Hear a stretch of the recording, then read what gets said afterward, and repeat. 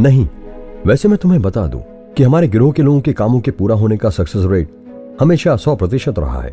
जब तक कि कोई ये मिशन कैंसिल नहीं करवाएगा तुम आखिर में जरूर मारे जाओगे। इसलिए अगर तुम्हारे पास कोई विरासत बची है तो मेरे नाम करना मत भूलना। इसी समय एक तेज आवाज अचानक हवा में गूंजी और लगभग उसी समय लेफ्ट साइड की खिड़की तुरंत टूट गई। एक गोली सीधे शीशे में लगी।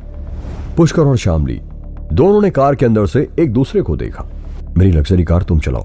शामली सीधे पैसेंजर सीट पर आ गई।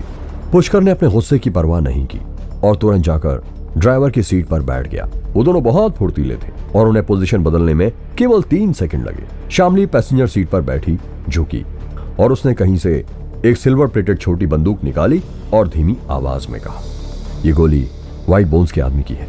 तभी उस तरफ से एक और गोली चली और जोरदार आवाज के साथ फिर से एक और खिड़की का कांच टूट गया। मैं तुम्हें जान से मार दूंगी, ध्यान से। पुष्कर ने अपना हाथ बढ़ाया और उसे अपनी तरफ खींच लिया। लगभग उसी समय एक गोली पैसेंजर सीट को आर पार कर गई। अगर उसे इस बार गोली लगी तो वह पक्का मर जाती। हालांकि पैसेंजर सीट पर बैठने से उसकी जान जा सकती थी, इसलिए उसने वापस उस सीट पर बैठने की हिम्मत नहीं की थी। इस सब पर ध्यान मत दो, बस आगे देखो। इसके तुरंत बाद एक रिंगटोन बजी। तुम, क्या ये मोबाइल फोन है? हाँ बिल्कुल, ये एक मोबाइल फोन है। तुम्हें क्या लगा कि ये क्या है? हाँ, मुझे पता है, मैं जानती हूँ कि एक मोबाइल फोन है। पुष्कर ने उसे अजीब तरह से देखा।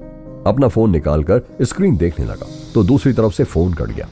लेकिन तुरंत फिर ये टेक्स्ट मैसेज आ गया। तुम्हें आधी रात को किसने कॉल किया? गर्लफ्रेंड। शामली ने पुष्कर को सीधे अपनी ओर देखते हुए नोटिस किया और शर्माए बिना नहीं रह सकी।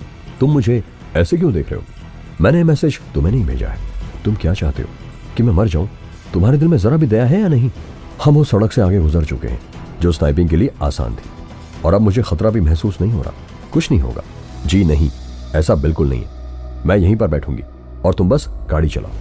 थोड़ी देर बाद शामली अचानक चिल्लाते हुए पैसेंजर सीट पर जाकर बैठ गई थी और उस पर सोने लगी थी। सुबह होने तक पुष्कर ने आखिरकार कार को विला एरिया के दरवाजे तक पहुंचाया। उठो, हम पहुंच चुके हैं। तुम नहीं चल रही हो क्या? शामली की आंखें थोड़ी खुली। वह दूसरी तरफ करवट लेकर सो गई। सुबह सुबह सूरज की रोशनी उसके चेहरे पर पड़ रही थी, जिससे कि उसका चेहरा एकदम साफ नजर आ रहा था। ठीक है, तुम यहीं सो जाओ, मैं तो जा रहा हूं। पुष्कर ने अपना विला लौटकर समय रहते सबसे पहले नहा लिया और साफ कपड़े पहने। जब वह नीचे आया तो उसने देखा कि शामली उसके सोफे पर लेटी हुई थी। अरे, तुम मेरे घर क्यों आ गई? मेरी नींद खराब मत करो, जाओ यहां से।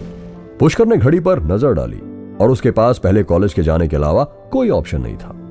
सड़क पर चलते हुए सुबह कॉलेज की तरफ आ रहे कई क्लासमेट्स की नजर पुष्कर पर पड़ी थी। कुछ लोग मुस्कुराए, कुछ मन ही मन जल रहे थे और कुछ लोग ओवर रिएक्ट कर रहे थे। लगता है मेरे सिल्वर हेयर कुछ ज्यादा ही चौंकाने वाले हैं। You student, stop. गेट पर कॉलेज के डायरेक्टर बांगरू, जिनका बड़ा सा पेट था, उसने दूर से पुष्कर को रोका। वैसे स्कूल में डिसिप्लिन को लेकर बहुत ज्यादा फेमस था। तुम किस क्लास में हो? ये तुमने बालों को किस तरह से कलर किया है? वो स्टूडेंट जिसको स्कूल के रूल्स और डिसिप्लिन का कोई भी ख्याल ना हो, उसे तो स्कूल से निकाल दिया जाएगा। मैंने बाल डाई नहीं किए हैं। क्या तुम्हें लगता है मैं बेवकूफ हूं? ये डाई नहीं हुआ।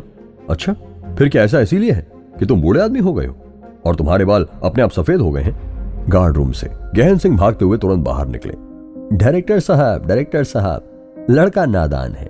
क्लासेस शुरू होने वाली हैं, क्यों ना सबको इस समय क्लास में जाने दिया जाए और स्कूल के बाद वापस आने पर इस बारे में बात की जाए, है सर? गहन सिंह, इस मामले से तुम्हारा क्या लेना देना है? इसी समय उर्वी भी स्कूल के गेट पर आ गई थी। डायरेक्टर बांगरू बहुत गुस्से में थे।